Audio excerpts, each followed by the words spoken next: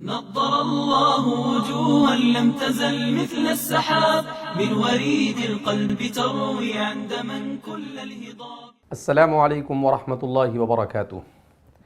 اس سے قبل جیسا کہ ہم نے بگ بینگ تھیوری کے سلسلے میں بیان کیا، قرآن کریم اور اسلامی نقطہ نظر سے ان دونوں کے درمیان کیا فرق ہے اس کی وضاحت ہوئی۔ اب جب بھی دنیا میں تخلیق کائنات، ظہور حیات، دنیا کے وجود میں آنا، جب یہ مسئلہ آتا ہے تو ساتھ میں تھیوری آف ایولیوشن، ڈاروین کی جو تھیوری ہے، جس کو تھیوری آف ڈاروین بھی کہتے ہیں، اردو میں نظریہ ارتقاء بھی کہا جاتا ہے، یہ ہمیشہ زیر بحث آتی ہے، کیونکہ یہ تھیوری باقاعدہ ہمارے اسکول کے نصابوں میں پڑھائی جاتی ہے۔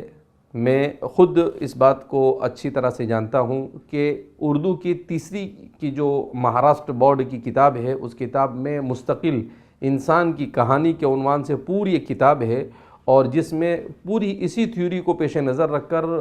پوری کہانی کو بنایا گیا ہے اور اس میں سمجھایا گیا ہے۔ اب ہمارا بچہ چھوٹی سی عمر کا ہوتا ہے، 8 سال کا بچہ ہوتا ہے، ابھی پورے طور پر وہ شعور کی عمر تک بھی نہیں پہنچتا ہے، اور اسے یہ غلط چیز جب بتا دی جاتی ہے تو پھر اس کے دماغ میں بیٹھ جاتی ہے۔ ہمارے ایک دوست نے بتایا کہ بچے نے آ کر گھر پر کہا کہ ارتقاء سے ہم وجود میں آئے، ہم لوگ آئے ہیں، تو میں نے اس کو سمجھانے کی کوشش کی تو بچے نے انکار کر دیا، کہا کہ نہیں، میرے ٹیچر نے کہا میری کتاب میں ہے، وہ کیسے غلط ہو سکتا ہے، آپ غلط ہو سکتے ہو۔ تو اس سے ہم اندازہ لگا سکتے ہیں کہ یہ ہمارے بچوں پر اس کے کیسے اثرات ہو رہے ہیں، اور آگے چل کر بعد میں چل کر بڑی عمر ہونے کے بعد جو ملحدانہ اور دہریانہ فکر ہو جاتی ہے، اور پھر اس کے بعد وہ ایکس مسلم وغیرہ کی جو چیزیں آتی ہیں وہ اسی لیے آتی ہیں کہ ان کو جب دینی تعلیم نہیں ملتی ہے اور اسی طرح کی چیزیں وہ غلط پڑھتے ہوئے چلے آتے ہیں، تو ظاہر سی بات ہے کہ ان کے دوسرے نظریات سے متاثر ہو جانا یہ ان کی زندگی کا حصہ بن جاتا ہے۔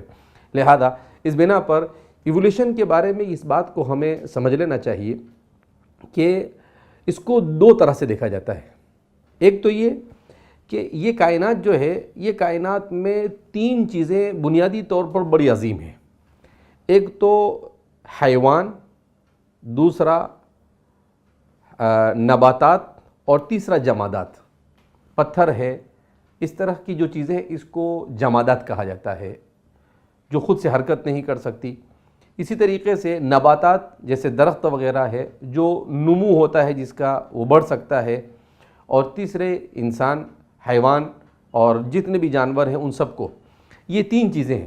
اب ایولیوشن ہوا یا نہیں ہوا، انہوں نے یعنی ڈاروین نے 19ویں صدی کے نصف اخیر میں یہ دنیا کے سامنے نظریہ پیش کیا کہ میں نے کائنات کے سلسلے میں جاننے کی کوشش کی، کائنات کیسے بنی، کیا بنی، اور اس کے لیے میں فلاں جنگل میں گیا، فلاں جگہ پر کہا، اور اوریجن کے بارے میں معلوم کرنا چاہا میں نے، تو مجھے بہت ساری ہڈیاں ملی، اور پھر ان سب کو ملانے کے بعد میں اس نتیجے پر پہنچا کہ زندگی جو ہے وہ کیسے شروع ہوئی، تو کہا کہ زندگی کا آغاز پانی سے ہوا، اور پھر اس کے بعد پانی میں زندگی آئی، پہلے جرثومہ بنا، پھر اس کے بعد مچھلی بنی، پھر اس کے بعد مگرمچھ بنا، پھر اس کے بعد میڈک بنا، پھر اس کے بعد آگے چل کر پھر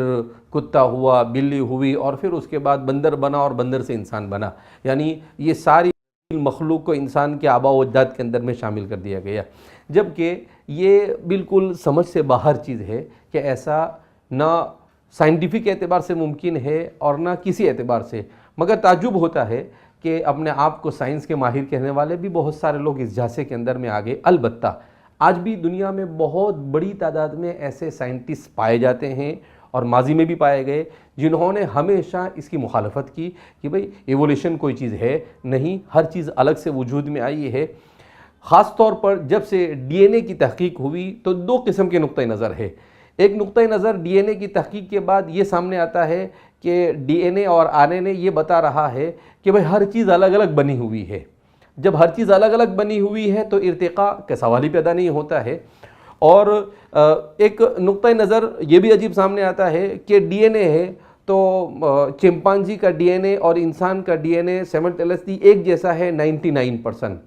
جب میں نے ایک جگہ پر گفتگو کی اور پھر میں اس کی تحقیق کرنے لگا تو کہا کہ ٹماٹر کا اور انسان کا ڈی این اے بھی 90% ایک جیسا ہے، تو کیا ہم اس کو بھی اپنے آباء و اجداد میں شامل کریں گے؟ تو بعض لوگوں نے اس طریقے سے بھی اس میں گمراہی کو داخل کرنے کی کوشش کی۔ حقیقت یہ ہے، ہمارے بہت سارے مرعوب مسلمان سائنسداں اور مفکرین یہ بھی ہے، وہ کہتے ہیں کہ یہ تھیوری تو جاہز نے بیان کی اور فلاں مسلمان سائنٹسٹ نے بیان کی، لیکن جب قرآن کریم ایک حقیقت کو بیان کر دیتا ہے، وَإِذْ قَالَ رَبُّكَ لِلْمَلَائِكَةِ إِنِّي جَاعِلٌ فِي الْأَرْضِ خَلِيفَةً، کہ ہم نے زمین میں انسان کو اسپیشل کریشن کے ذریعے سے بنایا، تو پھر اس کے بعد ان سب چیزوں کی طرف جانے کی کوئی ضرورت ہمیں ہے ہی نہیں۔ عربی کی کتاب میں پڑھا تھا 40 اخطاء فی نظریۃ الارتقاء، کہ نظریہ ارتقاء میں سائنٹیفک اعتبار سے 40 کون سی بڑی بڑی مسٹیکس ہوئی ہے اور بڑی بڑی غلطیاں ہوئی ہے جس کو کبھی بھی نظر انداز کیا جا سکتا نہیں ہے۔ آج کی سائنس یہ کہتی ہے کہ اس کا جو ڈیزائن ہے یہ دنیا کا اور خود انسان کا دماغ اتنا پیچیدہ ہے کہ کہتے ہیں کہ دنیا میں اس سے پیچیدہ کوئی چیز ہے ہی نہیں۔ اللہ نے ایسا انسان کا دماغ بنایا ہے، سب سے زیادہ نیورون انسان کے دماغ میں پائے جاتے ہیں، اربوں خربوں کی تعداد میں۔ ابھی ایک مضمون میں پڑھ رہا تھا تو اس میں بتایا گیا کہ اگر انسان کے دماغ کو اور کائنات کی کہکشاؤں کی اور ستاروں کی تصویر کو دونوں ایک جگہ پر رکھا جاوے تو ایک جیسی نظر آتی ہے۔ تو یہ اللہ رب العزت کا عجیب نظام ہے۔ لہذا تھیوری آف ایولیشن یہ سائنٹیفک اعتبار سے بھی غلط ہے اور عقلی اعتبار سے بھی غلط ہے، مذہبی اعتبار سے بھی غلط ہے۔ ہمارا نظریہ یہ ہونا چاہیے کہ بھئی اللہ نے تخلیق خصوصی سے انسان کو پیدا کیا، اللہ خالق کل شیء، ہر چیز کو بنانے والا اللہ ہے۔ اسی لیے مولانا عبدالباری صاحب کی بات میری ادھوری رہ گئی، میں اس کو پوری کرتا ہوں۔ مولانا کہتے ہیں میں نے سائنسدانوں کو، فلاسفہ کو، سب کو دیکھا، کوئی بھی انسان کی حقیقت نہیں بیان کر سکا۔ میں نے کتاب و سنت میں اس مسئلے کو حل کرنے کی کوشش کی تو مجھے مل گیا کہ انسان کی حقیقت کیا ہے، العبد المؤمن، مومن بندہ، یہ انسان کی حقیقت ہے۔ کیسے مومن بندہ انسان کی حقیقت ہے؟ کہ انسان اس دنیا میں آئے، اپنے مقصد تخلیق کو جانے، اس کو معلوم ہو کہ اس کا ڈیزگنیشن کیا ہے، اس کو یہ معلوم ہو کہ اسے کس منزل تک پہنچنا ہے تو ہی وہ انسان ہے، اور ورنہ اگر اس کو یہی نہیں معلوم ہے کہ کس منزل تک اس کو پہنچنا ہے تو وہ انسان کیسے؟ ایک آدمی ہے گاڑی میں بیٹھے اور آپ اس کو پوچھو کہاں جانا، کہیں نہیں، بس ایسے ہی، تو ہاں سارے لوگ ہنسنے لگیں گے کہ کوئی منزل نہیں، بغیر منزل کے کیسے کہاں پر جا رہا ہے۔ لیکن ایک آدمی ہے وہ یہ کہے آپ کو کہاں جانا ہے تو وہ کہے کہ مجھے یہاں سے دھولیا جانا ہے، مجھے یہاں سے مالیگاؤں جانا ہے، مجھے یہاں سے اورنگ آباد جانا ہے، تو کہتا ہے کہ ہاں بھائی۔ تو ایسے ہی انسان کی منزل جنت ہے اور اس جنت تک پہنچنا یہی وَفِيهَا مَا تَشْتَهِيهِ الْأَنفُسُ وَتَلَذُّ الْأَعْيُنُ تک کہا العبد المؤمن، یہ حقیقی معنی میں کیا ہے انسان۔ اسی لیے قرآن کریم میں اللہ فرماتے ہیں کہ يَأْكُلُونَ كَمَا تَأْكُلُ الْأَنْعَامُ وَالنَّارُ مَثْوًى لَهُمْ إِنَّهُمْ كَالْأَنْعَامِ بَلْ هُمْ أَضَلُّ، کہ جو لوگ صرف کھانا پینا گھومنا پھرنا اپنی زندگی کا مقصد بناتے ہیں، ان میں اور جانوروں میں کوئی فرق نہیں، بلکہ یہ تو جانور سے بھی گئے گزرے ہیں، اس لیے کہ کھانا پینا تو وہ بھی کر رہے ہیں۔ لہذا اس بنا پر اس تھیوری سے متاثر ہونے کی بھی ہمیں ضرورت نہیں ہے۔ اسلام اور دنیا کے تمام مذاہب مستقل اپنی تھیوری رکھتے ہیں، اور ان تمام تھیوریوں میں اسلام کی جو تھیوری نہیں بلکہ اسلام نے جس فیکٹ کو بیان کیا ہے وہ فیکٹ حقیقت ہے، جس کو ہر ایک کو ماننا ہے، اس کو مانے بغیر چارہ نہیں ہے۔ اسلام نے اس بات کو بیان کیا ہے کہ اللہ نے کائنات کو بنایا، مگر یہ نہیں ہے کہ انسان سے دنیا شروع ہوئی، نہیں، اللہ نے کائنات کی ہر چیز کو بنایا اور ہر چیز کو بنانے کے بعد انسان کو بنایا۔ ایسا کیوں ہوا تو ہم اس کو بھی جاننے کی کوشش کریں گے۔ بہرحال ہم اس بات کو بڑے وثوق کے ساتھ کہہ سکتے ہیں کہ انسان تخلیق خصوصی اور اسپیشل کریشن کے ذریعے سے وجود میں آیا ہے، اس کے علاوہ اور اس کی دوسری کوئی تعبیر ہو سکتی نہیں ہے۔ اللہ رب العزت ہمیں اپنے عقیدے، اپنے فکر اور اپنے ذریعے کو درست کرنے کی توفیق مرحمت فرمائے۔ والسلام علیکم ورحمۃ اللہ وبرکاتہ۔